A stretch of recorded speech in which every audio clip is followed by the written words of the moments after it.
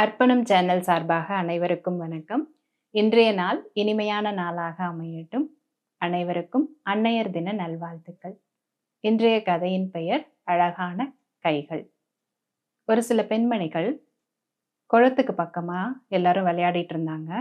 அவங்க திடீர்னு போய் குளத்துக்குள்ளார தன்னுடைய கால்களையும் கைகளையும் விட்டு நல்லா தண்ணியில கழுவ ஆரம்பிச்சாங்க. அப்புறம் யாருடைய கைகள் அழகா இருக்குன்னு பார்க்கறதுக்காக ஒரு போட்டி போட்டுட்டு இருந்தாங்க.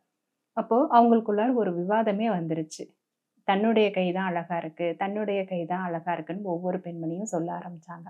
அந்த நேரத்துல ஒரு வயதான பெண்மணி அழுக்கு துணியோட, கை கால்கள் அழுக்கோட அந்த பக்கம் நடந்துட்டு இருந்தாங்க. அந்த பெண்மணிகளுக்கு ஒரு ஆசை. அந்த பெண்மணிய கூப்ட்டு நம்ப தீர்வ வந்து எடுத்துக்கலாம்.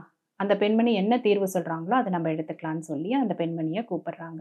அந்த பெண்மணியோட உடைகள் அழுக்கா இருக்குது. அவங்க கொஞ்சம் களைப்பாவும் இருந்தாங்க.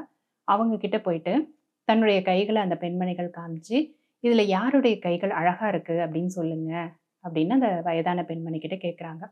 அந்த வயதான பெண்மணி, அந்த பெண்மணிகள பார்த்துட்டு, "எனக்கு ரொம்ப பசியா இருக்கு. அதே நேரத்தில நான் களைப்பாவும் இருக்கேன்.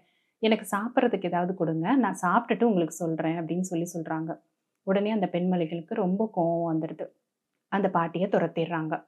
இத கொஞ்சம் தூரத்துல இருந்து பார்த்துட்டு இருந்த இன்னொரு பெண்மணி, அந்த வயதான பாட்டிய கூப்ட்டு, அவங்களுடைய கைகளையும், அவங்களுடைய பாதங்களையும் தண்ணி போட்டு கழுவி, அவங்கள அன்பா ஒரு இடத்துக்கு கூட்டிட்டு போயி, அவங்களுக்கு சாப்பாடு குடுக்குறாங்க.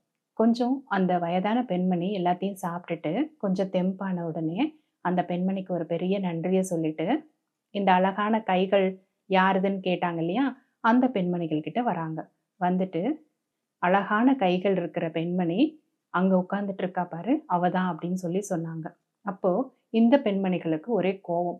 "ஏன் பாட்டி உனக்கு அழகுன்னா முதல்ல என்னன்னு தெரியுமா?" அப்படின்னு சொல்லி கேட்குறாங்க.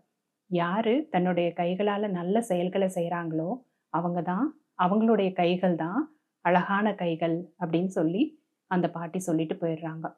இந்த கதையிலிருந்து நாம என்ன உணர்றோம் அப்படின்னா, நமக்கு ஏற்கனவே உதவி செய்யும் மனப்பான்மை நெறைய நமக்குள்ளார இருக்கும். இருந்தாலும், அந்த உதவி செய்யும் மனப்பான்மைய நாம விரிவாக்கம் செஞ்சுக்கணும்.